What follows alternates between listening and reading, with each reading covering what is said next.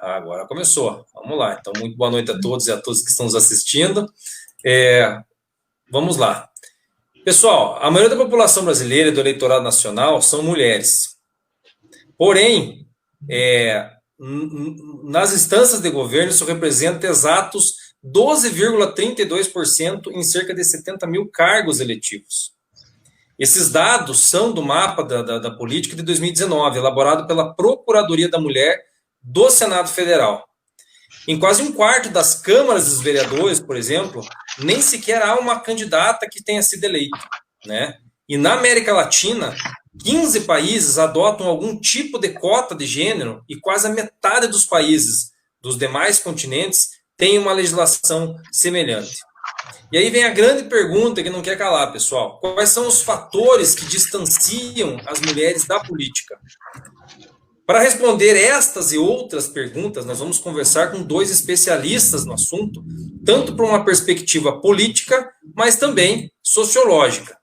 Bruna Lopes é graduada em licenciatura em História, mestre e doutora em Ciências Sociais Aplicadas pela Universidade Estadual de Ponta Grossa, é professora na UEPG e estuda infância, história da saúde, autismo, deficiência e ativismo materno.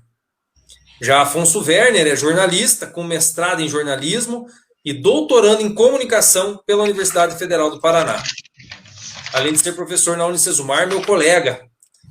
Bruna, uma boa noite para você. Afonso, uma boa noite. Vamos começar então esse nosso bate-papo aí. Se apresentem que daí eu já vou começar a interrogar vocês já. Bacana. Pode começar, Bruna. Primeiro você, por favor. Tá, então, boa noite a todas e a todas. Eu agradeço ao Edson pelo convite. É muito bom estar nesse contexto, né, de ano eleitoral e de discussão política, né, para falar um pouco dessa questão de mulheres no âmbito político. Como foi dito, sou doutora, né, nas ciências sociais aplicadas, historiadora de formação, e eu trabalho, embora eu não trabalhe com a perspectiva da política formal, na minha tese de doutorado eu discuti ativismo de mães de autistas, então a dimensão política que eu analiso é a dimensão dos movimentos sociais, das ações coletivas, né, que também é um espaço muito importante e é um espaço que eu vejo que há um engajamento feminino, né.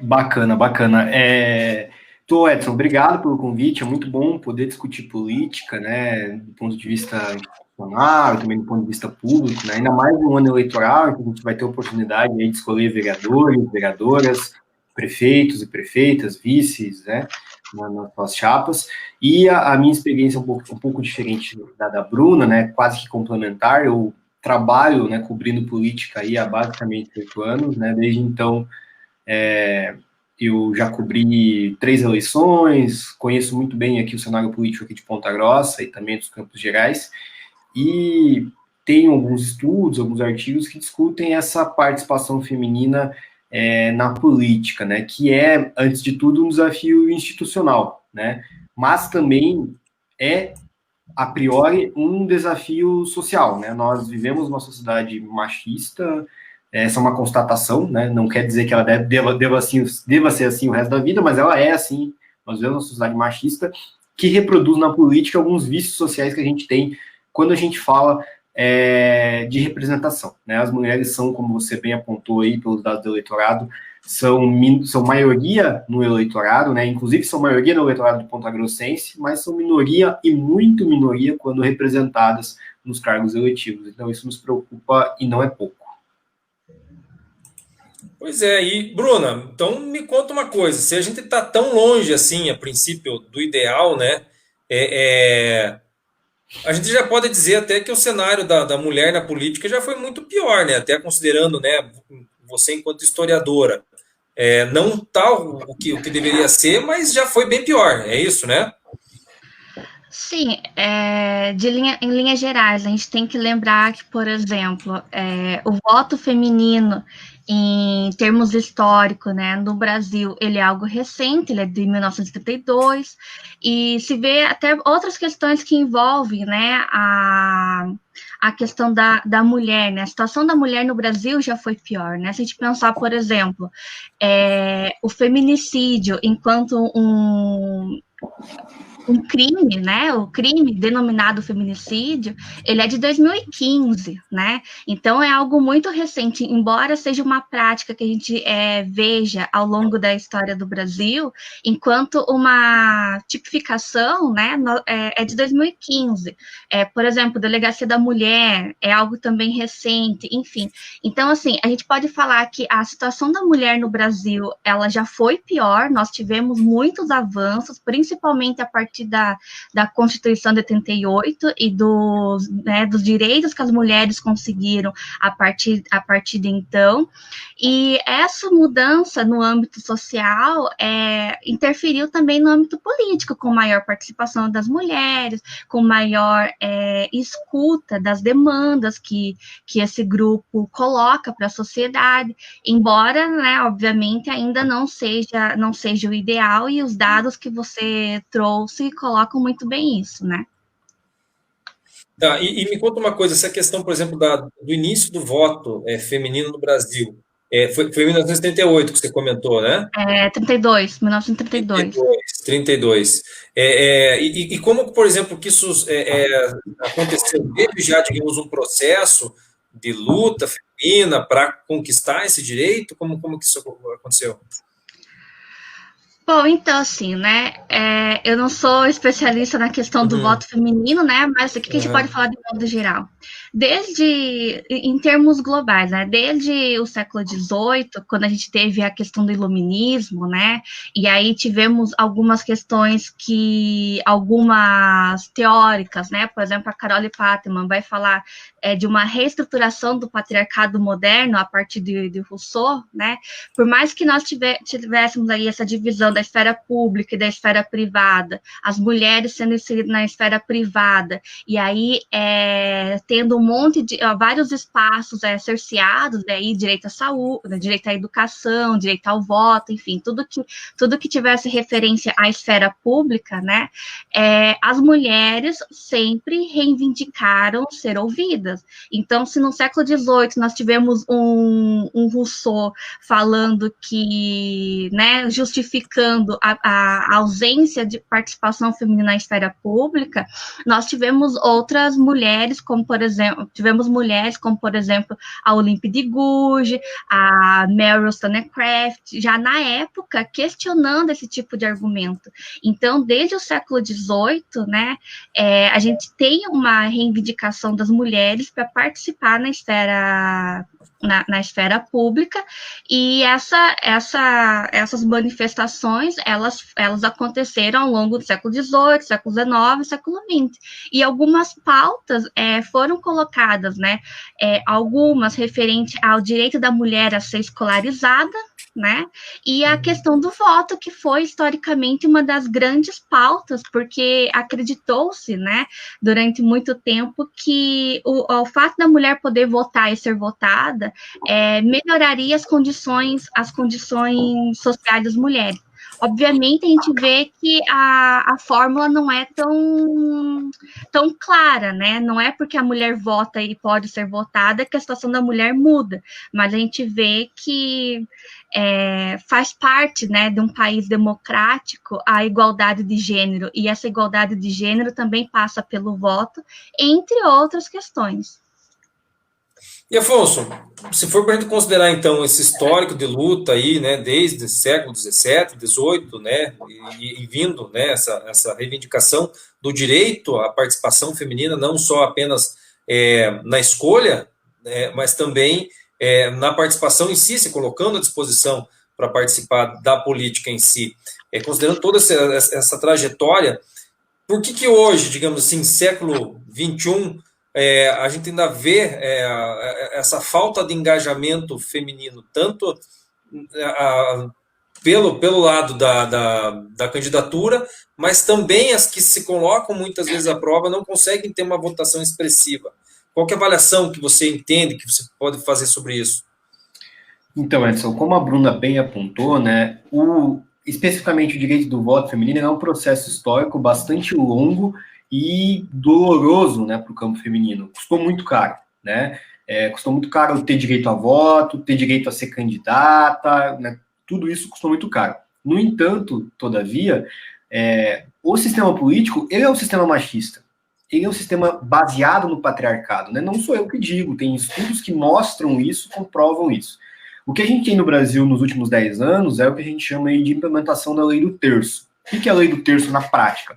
A lei do terço garante, né, prevê que uma chapa para disputar um cargo proporcional, que é o cargo de vereador e deputado, tem que ter 30%, no mínimo 30% de um sexo. Isso, na prática, quer dizer que as chapas, desde 2012, têm que ser compostas no mínimo por 30% de mulheres. Esse é o primeiro ponto. E por que a partir de 2012? Essa lei é de 2009, mas ela só entra em vigor, porque tem uma discussão judicial e tal, na prática em 2012. Mas ter 30% de mulheres numa chapa não quer dizer, primeiro, que essa chapa é competitiva. Segundo, que essas candidaturas são apreciadas, prestigiadas pelos partidos. Porque a lei do terço diz respeito ao número de candidatos. Quanto dinheiro vai ter esse candidato, o apoio político que ele vai ter, o capital político que ele vai ter, isso é uma outra conversa, né? Então, esse é um problema que é institucional. E o que a gente vê hoje, tem até um artigo muito famoso da professora Beatriz Zampar que trata disso, que tem mais mulher disputando política, mais mulher sendo candidata e tem mais mulher perdendo. Porque tem muita candidatura que não é competitiva, né, que está ali, de fato, preencher os 30%, né, na prática, que é obrigatório para o registro, senão a gente não registra uma chapa, né, os partidos não registram uma chapa. E segundo, há um problema, ao meu ver, identitário, né, nessas disputas. Parte do eleitorado feminino está preocupada, né, por questões sociais e culturais que estão muito arraigadas no Brasil, a decidir seu voto por outros aspectos, né, não por votar em uma outra mulher, não por votar em uma mulher que pode defender, por exemplo, questões feministas, entre outras várias questões. Mas está preocupada, a gente decide o voto no Brasil, a decisão do eleitor brasileiro é baseada em outras coisas que não a identidade de gênero, né? Que não essa homem vota em homem, mulher vota em mulher, né? O eleitor brasileiro, muitas vezes, ele está preocupado com coisas muito mais práticas ou até coisas que estão muito mais ligadas ao cotidiano dele, né? Então, o voto no Brasil é também decidido por outras questões. Então, para mim, o principal problema da subrepresentação feminina hoje primeiro, vivemos uma sociedade machista e patriarcal. Isso quer dizer que a gente não deve mudar? Não, de forma alguma. Isso quer dizer que esse é o cenário que a gente tem hoje. Segundo, faltam candidaturas e faltam prestígio para mulheres com potencial político, né? No caso do Ponta Grossense, quando a gente olha para vereador, que é a primeira escala para quem quer galgar uma carreira política, a gente vê isso muito claramente, né? Hoje nós temos 23 vereadores, apenas uma é mulher. Isso, para mim, é um indicativo bastante grave desse cenário. Bruno, me conta uma coisa, como é que fica essa questão, por exemplo, qual que é o olhar feminista para a política atualmente? Como que, né, esse grupo feminista ele entende a política atualmente e como que pode se introduzir na política de uma maneira mais expressiva atualmente? Bom, eu, nesse sentido, eu faço minhas palavras da professora Flávia Biroli, que ela diz que não tem como nós separarmos gênero de democracia, né? Porque quanto mais democrático for um país, menor é a desigualdade de gênero.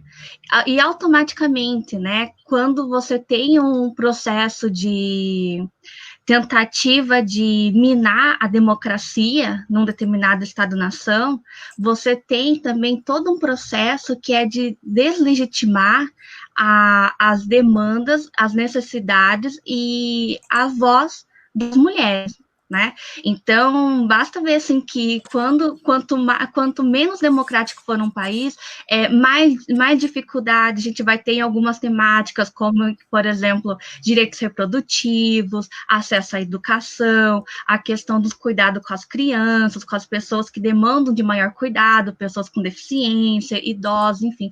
E tudo isso perpassa uma questão de gênero. Então, assim, a gente parte do princípio, né, de que na teoria política, né, como o Afonso colocou, há uma visão geral que ela é patriarcal, que ela é machista, né, e aí o feminismo vem para dinamizar, né, e ampliar algumas questões que são do vocabulário político e, consequentemente, da prática política, porque não há uma distinção entre os dois, né, mas que a teoria política tradicional não problematiza. Por exemplo, a própria divisão de esfera pública e esfera privada, a própria noção de igualdade, né?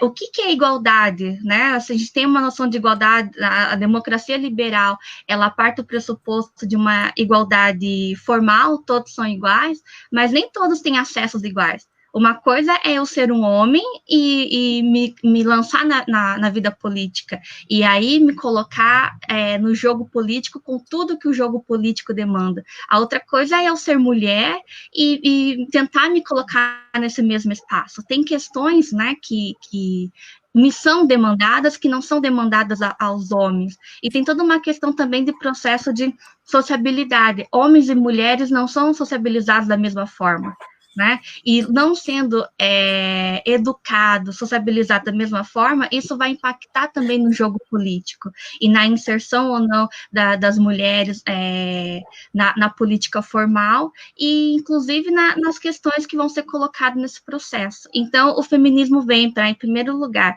dinamizar as categorias políticas, né? E, em segundo, para observar que a igualdade, ela é um objetivo, nós não podemos ignorar a igualdade enquanto um conceito, mas é necessário problematizar, né? Porque senão a gente vai estar propagando desigualdades com um discurso muito bonito. Então, tu pode dizer assim, a grosso modo, que o fato da mulher ter atribuições com os filhos, né, às vezes cuidando dos pais, pessoas com, né, o filho ou um parente com alguém com problema de deficiência, alguma coisa assim, as próprias atribuições muitas vezes domésticas e etc. Isso também muitas vezes é um limitador, digamos assim, até para um trabalho maior político. Isso já prejudica, digamos assim, a mulher no mercado de trabalho, digamos assim, já é um terceiro tempo, muitas vezes, que ela tem que trabalhar, né? E como é que ainda vai conseguir se preocupar ainda com a questão política? Seria mais ou menos isso? Eu acredito que sim, né? Aí eu dou o exemplo da minha tese, né? Como eu falei, eu trabalhei com mulheres que são ativistas na causa do autismo, né? Então a gente já começa aí. Quando eu trabalho com esse tipo com essa categoria, mães ativistas, eu já estou trabalhando com um público bem restrito, porque não são todas as mães que são ativistas, né?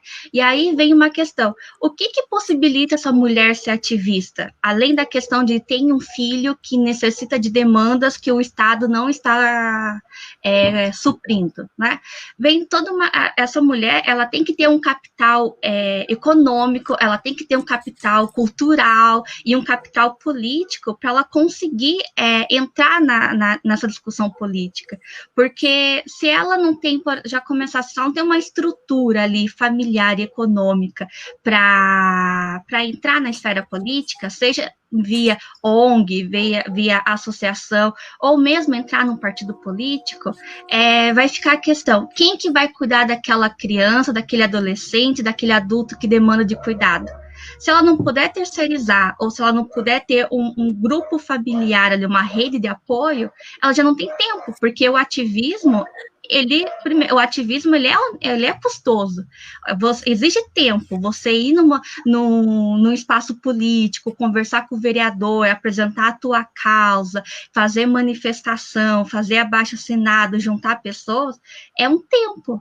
E, às vezes, mulheres que são cuidadoras, sabe que o tempo é muito escasso quando você tem que cuidar de si e de outros com demandas de cuidado muito específicas. Então, já começa aí. Se eu não tiver um apoio financeiro e familiar, isso já não consegue. Segundo, inclusive, demanda capital econômico, porque, vou dar um exemplo, quando teve a questão da aprovação da lei municipana, as famílias tiveram que ir para Brasília. Daí eu pergunto, quem consegue ir para Brasília? Quem, né, no Rio Grande do Sul, Paraná, São Paulo, Rio de Janeiro, consegue se deslocar para Brasília? Então, assim, veja, são uma série de questões, né, que envolvem aí questões econômicas, questões culturais, questões educacionais, enfim, que se eu não levo em consideração, são pequenas barreiras que, quando somadas, elas se transformam num muro grande em que impede as mulheres de atuarem politicamente. Então, digamos que uma quantidade expressiva de mulheres já na arrancada já não conseguem nem pensar em entrar para a política devido a essas demandas que já são atribuídas de uma maneira natural que não tem para quem elas pudessem passar, digamos assim. Né? Sim, eu acredito nisso, tanto é que, por exemplo, assim, se a gente vê em termos de Brasil, alguns dos principais nomes femininos que atuam na esfera política partidária, normalmente são mulheres que vêm de famílias com tradições políticas. Uhum. Né? Eu não preciso citar nomes aqui, mas em todas, tanto no lado à direita ou à esquerda, né, da esfera política, nós encontramos o quê? Mulheres, né? Porque são essas mulheres que vão ter capital político, vão ter um capital econômico para terem candidaturas viáveis. Né? É difícil que alguém que não esteja nesse meio consiga se lançar na esfera política com possibilidade de ser eleita. Uhum, entendi. E Afonso, me conta uma coisa, por que essa questão, por exemplo, do terço aí que você comentou, né? Você comentou superficialmente no primeiro momento. Você acha que isso atrapalha ou ajuda a mulher conseguir esse espaço atualmente na política? Então, Edson, eu acho que são dois caminhos, né? Primeiro, a lei do terço era uma obrigatoriedade meramente normativa. O que quer dizer isso? A obrigatoriedade de registrar a chapa. Ela não garante e, na minha opinião, prejudica uma representação efetiva da mulher na política. Efetiva do ponto de vista de existirem candidaturas de fato competitivas. Por quê? Porque já existe na literatura de ciência política, por exemplo, alguma discussão de que essas mulheres seriam eleitas sob a pecha, né, de serem candidatas ou vereadoras, deputadas de cota. Elas estão lá porque elas têm uma cota, né, garantida por lei, porque se não fosse por isso, não haveria. Né? Então, para mim, esse é o primeiro problema. O segundo problema é que eu, muitas vezes, acabo fazendo do uso das cotas, né, do uso da lei do terço, uma muleta para encher uma chapa de candidaturas femininas não competitivas. E o que isso acontece? O que isso fornece? O que isso causa no dia a dia? Causa a pulverização do voto feminino. Né? O voto feminino passa a ser espalhado por um monte de candidata que acaba não tendo condição viável de se eleger e você não elege ninguém. Né? E por que, para mim, a lei do terço está só na casca do ovo? Né? Porque ela não trata necessariamente, por exemplo, da divisão de recurso partidário. Não trata da divisão de tempo de HGPE. Não trata do posicionamento das mulheres na chapa.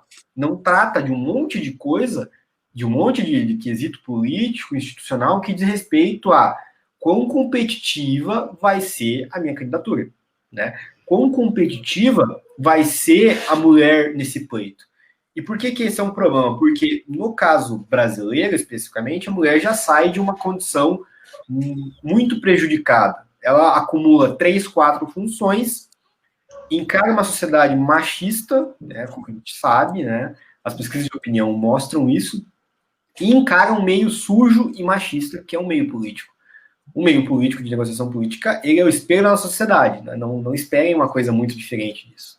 Né? Não dá para ser poliano nesse sentido. Então, ela sai em desvantagem em todos os sentidos. E tem que vencer um monte de barreira, como a própria professora Bruna já disse.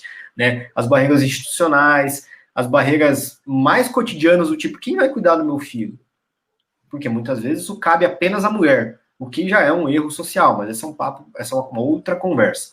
Né? Quem vai cuidar do meu filho? Como é que eu vou conseguir ser candidata acumulando trabalho de mãe, trabalho de dona de casa, meu trabalho, a minha campanha e mais, sei lá, um monte de coisa. Então, isso acaba acarretando uma carga de desvantagem para as mulheres que é absurda e que inviabiliza boa parte das candidaturas.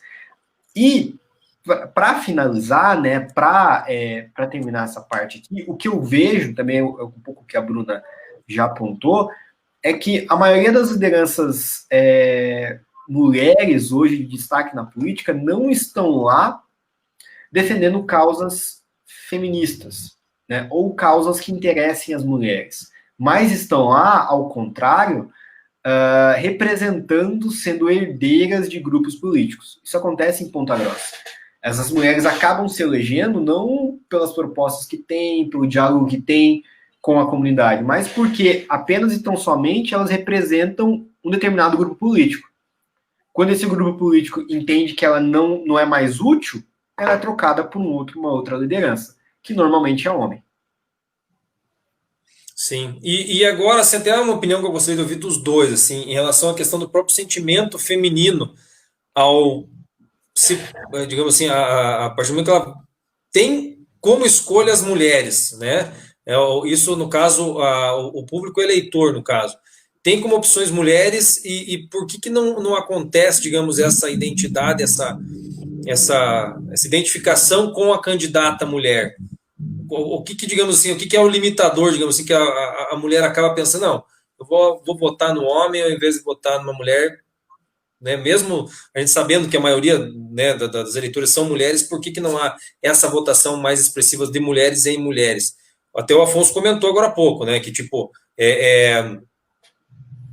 não se vota por gênero, né? Mas o que parece, assim, é que não há uma simpatia, né? Por mais que não se vote por gênero, pelo menos uma simpatia maior poderia acontecer.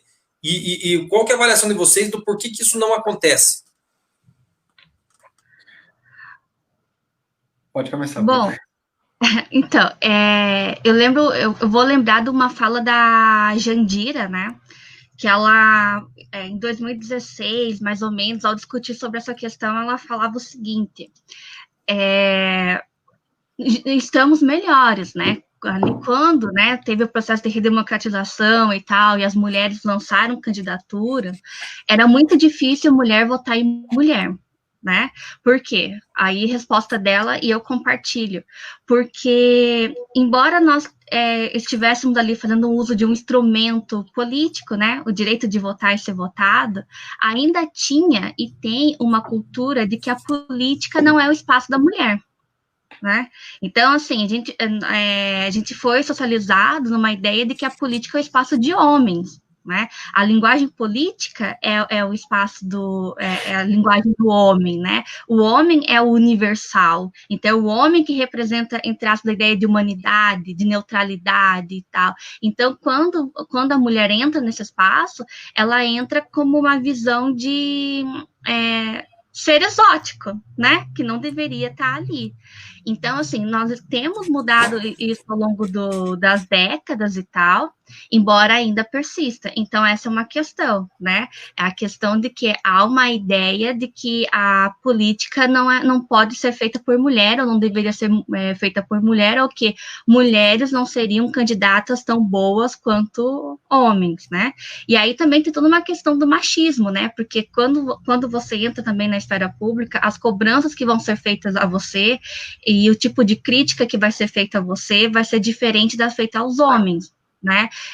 Basta lembrar, assim, que nunca a decisão política de um homem, de um político homem, vai ser questionada pelo fato de ser homem, mas o fato de ser mulher pode fazer com que determinadas pautas por ela defendidas possam ser questionadas ou enfatizadas pelo simples fato dela ser mulher, né? Então tem toda essa questão aí que é uma questão de gênero mesmo.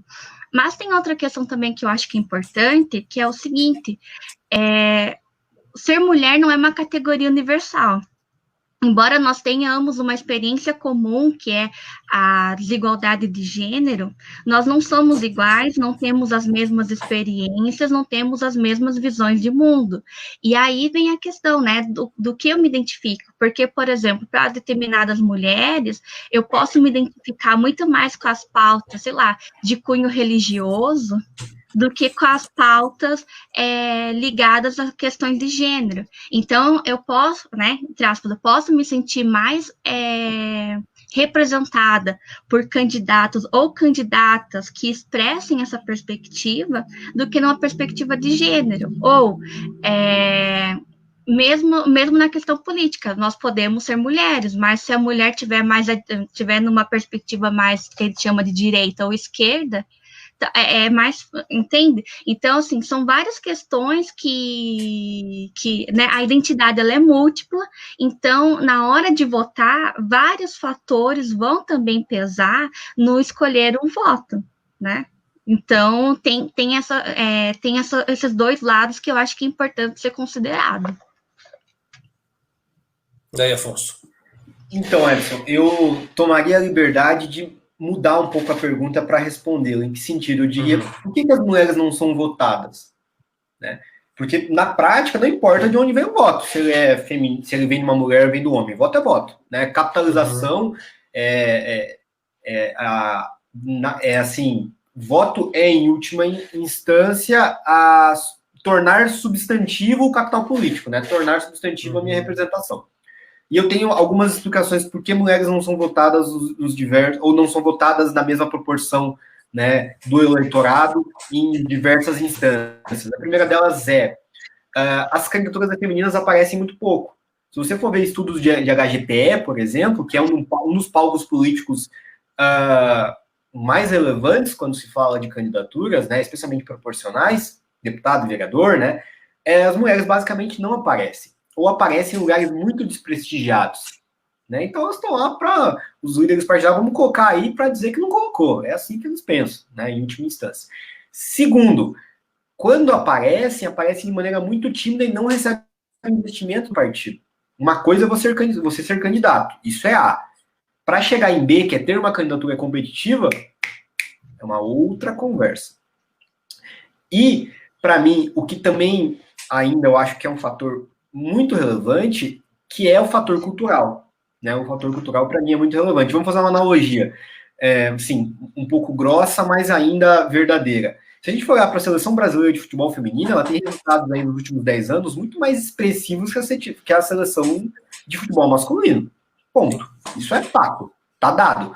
Agora, veja quais jogos passam em horário nobre na TV e quais não passam. Isso é cultural. Né? Agora, estou dizendo que isso é correto e que isso tem que permanecer? Não, de maneira alguma. Estou dizendo que, infelizmente, é uma realidade dada. E que eu acredito que apenas educação política e incentiva a participação feminina mudam isso a médio prazo. Né? E, para mim, também pega muito o fato do voto no Brasil não ser identitário. Né? Eu não voto numa mulher para ela me representar sendo mulher. Né? Eu voto no sujeito por outros motivos. No Brasil, né, existem várias maneiras de entender o porquê que os eleitores votam como votam, mas, infelizmente, a primeira maneira é a vantagem imediata. O que eu vou ganhar votando em você? Vou ganhar, sei lá, uma cesta básica, meu emprego e tal. E por terem candidaturas menos competitivas, porque tem menos capital político para dar, menos coisas para dar, entre aspas, duplas, as mulheres podem oferecer menos nesse sentido. E aí são menos votadas, a gente tem um círculo vicioso que é muito prejudicial, infelizmente. E além da educação política, teria mais alguma saída para a gente conseguir melhorar, digamos, digamos assim, a mulher no âmbito político brasileiro? Puxa, eu tenho medo de saídas institucionais porque às vezes elas acabam saindo, o tiro sai pela culatra, como é a lei do terço, né? A gente acaba criando um mecanismo que mais atrapalha do que ajuda. A saída institucional, para mim, um próximo passo é também determinar um mínimo de distribuição de cota partidária, de recurso partidário, que é no Brasil como as campanhas são majoritariamente financiadas, né? E, mais do que isso, ter um ambiente mais igualitário, mais justo para as mulheres se incluírem na política. A política é, enquanto ambiente, um lugar muito pouco propício para mulheres, né? Do ponto de vista de educação, né? Elas, por vezes, se sentem muito incomodadas porque, às vezes, o ambiente, de fato, é chulo, né? É pesado, para dizer o mínimo. Isso também afasta as mulheres desse campo, né? Então, isso, para mim, pega muito. Mas, do ponto de vista institucional, para mim, acho que a saída, no caso brasileiro, é dividir ou colocar um percentual mínimo, poderia ser perto dos 30%, por exemplo, de destinação de recursos partidários. Porque não adianta eu ter 30% de mulheres candidatas e elas representarem 1% da verba do partido para fazer campanha. Acaba sendo irrisório. E fora os exemplos, por exemplo, até de candidatas laranjas, como a gente viu até nas eleições de 2018, e que a gente sabe também que acontece, já aconteceram já nas eleições de 2016 e assim por diante, né? Tem muito, né? Existem levantamentos aí que mostram que, por exemplo, o candidato a vereador, né, que é a mais difícil de encontrar, porque é a campanha mais difícil de se fazer, inclusive, no Brasil, existem estudos que mostram que cerca de 50% das mulheres seriam candidatas laranjas. Como é que esses estudos chegam a essas conclusões? São mulheres que não tiveram nenhum voto. Eles falam, peraí, o sujeito que vai disputar uma eleição e nem ele vota nele, ou nem ela vota nela mesmo, é errado. Normalmente o que acontece, é até triste dizer isso, mas é o marido, o pai, o irmão, o tio, o cunhado que vai lá, eu tenho uma mulher aqui para completar a chapa. Coloca a moça, a menina, a mulher lá, para completar a chapa e ela está lá representando a cota feminina, entre aspas. E na prática não representa nada, mais atrapalha do que ajuda. Não chega nem a fazer eleição no final das contas. Não chega nem a fazer campanha, nada, né? Nada. Só registra. Bruno, o que você acha que podem ser saídas aí, então, para a gente tentar desanuviar esse cenário feminino na política brasileira? Eu compartilho, né, as palavras do professor Afonso e tal, mas porque eu acho que não tem como também discutir democracia, participação feminina, né, na esfera pública e tal, sem discutir também família, porque a desigualdade de gênero, ela começa e é perpetuada na família. Né? Então, assim, enquanto nós tivermos a mulher como a única responsável pelo cuidado, pelas tarefas domésticas, enfim, enquanto os papéis de gênero forem esses tradicionais, né?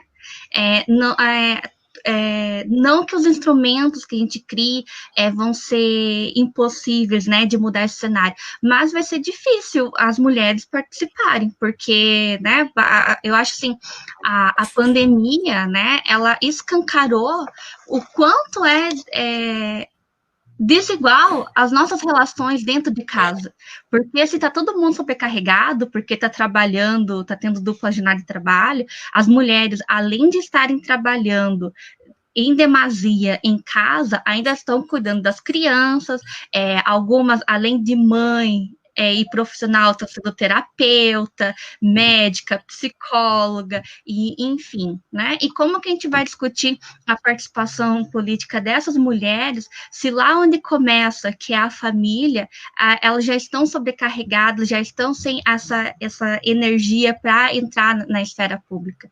Então, eu acho assim, e essa é uma questão que o feminismo coloca, é que os debates sobre democracia também passam pela família, porque a família é onde começa e é onde é perpetuado as desigualdades de gênero, né? Então, sem discutir família, sem desmistificar a ideia de família, né? Nós não vai ser difícil avançarmos em termos de gênero, né? Isso aí. Pessoal, vou abrir para vocês, então, para as considerações finais, os comentários que vocês acharem pertinentes aí, para a gente já seguir para o final da nossa live. Pode começar, Bruno. Eu fui pega de surpresa.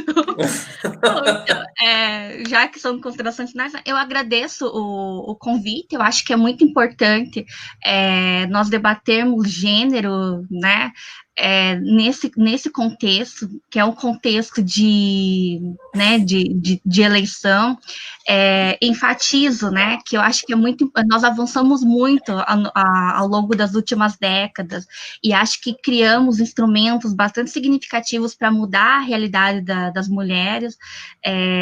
Nós né, a minha geração não tem a mesma vivência que a geração das minhas avós, e eu espero que as minhas gerações futuras também vivam numa sociedade menos desigual. Eu acho que a gente tem alguns instrumentos que ainda são falhas, como, por exemplo, a lei do terço, e várias outras leis que não cabem aqui discutir, mas eu acho que ainda assim a gente não deve desconsiderar que são instrumentos importantes para mudar a mentalidade. Talvez a gente não veja essa mudança agora, né, mas daqui a 10, 20 anos a gente consiga ver algumas mudanças decorrentes desses caminhos, né, que estamos trilhando hoje. E para mim é isso, né? Eu volto a enfatizar que quanto mais democráticos formos, menor vai ser a desigualdade de gênero, mais as vozes femininas vão ser escutadas, as demandas femininas e essas demandas que são plurais, né, vão ser atendidas e, enfim, para mim é isso. É uma ilusão achar que gênero não faz parte da democracia. Uma observação que você fez, Bruna, que eu sinceramente não tinha até me atentado a isso, é justamente essa questão que a democracia ela tem que começar em casa, né? E a valorização e o espaço da mulher, ela também, esse espaço também tem que começar dentro de casa. Se não acontecer dentro de casa, dificilmente a gente vai conseguir fazer reverberar mesmo para o cenário político, né? Se ela não tiver, digamos, uma autonomia, tiver uma certa independência, tiver a parceria, muitas vezes, né? Ou do cônjuge, né? Ou da própria família em geral, ela não vai conseguir ter condições, então, de galgar espaços no cenário político. A não ser que já tenha, como o Afonso meu comentou, como vocês comentaram, né, que venha a partir, digamos, de uma influência, então, da própria família, do pai, que já é político, e assim por diante, né? Afonso, tá contigo. Poxa, Edson, gostaria de agradecer você, a professora Bruna, aí pela conversa. Sempre muito bom poder falar sobre política, poder falar sobre democracia e representatividade. E eu vou costurar aqui a minha parte final, bem rapidamente, ressaltando algumas coisas que a Bruna disse, que eu acabei não conseguindo falar também aí durante o nosso bate-papo. A primeira delas é que representatividade é uma das principais características para medir qualidade democrática, né? Quanto mais representativo é a política, o parlamento, por exemplo, maior qualidade democrática a gente tem no país, né? E isso mostra o quanto a gente tem que avançar. E uma outra coisa que eu gostaria de chamar a atenção é que, em última instância, a política é espelho da nossa vida. A política é espelho das nossas relações sociais mais primárias, né? Então, se eu não confio funções de deliberação, de confiança, de responsabilidade para mulheres no meu primeiro ciclo, não vai ser na política que elas vão ter esse tipo de oportunidade. Então, eu acho que a mudança, como muito bem disse a Bruna, né, passa primeiro, né, pelo nosso ambiente familiar, que é a nossa primeira relação de fato política, e depois passa pelas nossas outras relações, que são relações menores e primárias, né? Se eu não estou apto o suficiente de ter uma chefe mulher e levar isso com profissionalismo e naturalidade, quem dirá de eleger mulheres, né? Então, são passos que a gente tem que trilhar para chegar a uma representatividade feminina maior e, né, mais qualificada, por assim dizer. E uma outra coisa que a Bruna disse que me chamou a atenção é que ser mulher também não é algo único, né? Existem concepções muito diversas do ser feminino, né, do ser mulher, perdão. E essas concepções podem ser, inclusive, contraditórias, né, entre si, podem ser convergentes em alguns casos, mas na maioria dos casos nem sempre são contraditórias. E a política é, em última instância, o lugar sobre o contraditório busca algum tipo de consenso. Então, para mim, ter participação feminina nesses lugares de debate, de busca pelo consenso, é fundamental.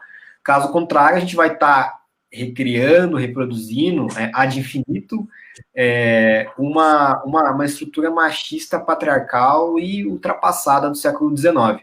E daí, para mim, assim, tem um autor, uma obra que resume isso, né, de como a nossa política é calcada ainda na ideia colonial, que é um autor chamado Raimundo Faoro. Né? O Raimundo, ele tem uma trilogia, salvo engano, que basicamente discute como as elites brasileiras são formadas. E se você olhar para o século XIX e para o século XXI, é muito parecido. Né? Uma elite formada no atraso, infelizmente, no machismo e no patriarcado. Né? Então, a gente tem que superar isso para ter uma sociedade mais distributiva, mais representativa e, em última instância, mais igualitária. Maravilha. Viu, eu vou primeiro agradecer a presença virtual de vocês aí. Né, eu já conheço muito bem o potencial de vocês, um pouco do currículo de vocês, né, da trajetória acadêmica de vocês. Então, por isso que para mim foi uma satisfação muito grande que vocês aceitaram participar dessa live e com isso contribuir, né, porque além então dos conteúdos, dos vídeos que o Bora Debater Política já faz, estava comentando até com a Bruna um pouco antes de começar a live. A intenção dessas lives é justamente que a gente consiga levar um conteúdo mais apurado, com mais informações, com mais dados, né? Porque os outros vídeos, a princípio, são informações rápidas ali de 5, 7 minutos que não tem como a gente aprofundar, né? E esses debates que a gente faz nas lives e que também ficam arquivados nos canais do Bora Debater Política, ele tem essa intenção justamente de ser uma fonte de conteúdo credível, né, e com conteúdo com mais informações, justamente para deixar, né, quem assiste nosso canal aí bem mais informado, então, do que só o conteúdo normal dos canais do Bora Debater Política. Até em relação à questão do Bora Debater Política, a gente, então, está encerrando agora, nessa live de hoje, a temporada das lives. A gente fez 6 lives, então, nas últimas 6 semanas. Então, tratamos aí de liderança de governo, política de oposição, a política no ambiente LGBT+, né, a própria questão de questões raciais também e a política, e deixamos, então, aí esse conteúdo à disposição das pessoas, e a gente entra, então, num recesso agora, até novembro, que a gente retoma novamente com o conteúdo. Então, muito obrigado mesmo pela participação. Eu tenho certeza que quem assistiu ao vivo e quem vai assistir depois da gravação, com certeza vai ter aí uma carga bacana aí de informações pertinentes aí sobre a questão das mulheres no ambiente político. Beleza, pessoal? Eu só tenho a agradecer mesmo a participação de vocês. Valeu, um grande abraço para quem está nos assistindo. Tchau e, por favor, se quiserem se despedir também, fiquem à vontade. Obrigado, Edson. Obrigado, Bruna, pelo bate-papo. É um prazer sempre conversar aí, né? Usar essas ferramentas para falar sobre coisas que nos ajudem nos tornem uma sociedade melhor, mais igualitária e mais inclusiva. Obrigado. Também, né, finalizo agradecendo, né, quem assistiu, agradecendo ao Edson e ao Afonso por esse momento, por estarmos conversando, e que, né, possamos ter cada vez mais espaço, mais instrumentos para debatermos estes e outros assuntos que são bem importantes, né, para o nosso contexto. Obrigada. Maravilha. Valeu, pessoal. Um grande abraço, viu? Tchau, tchau. Tchau.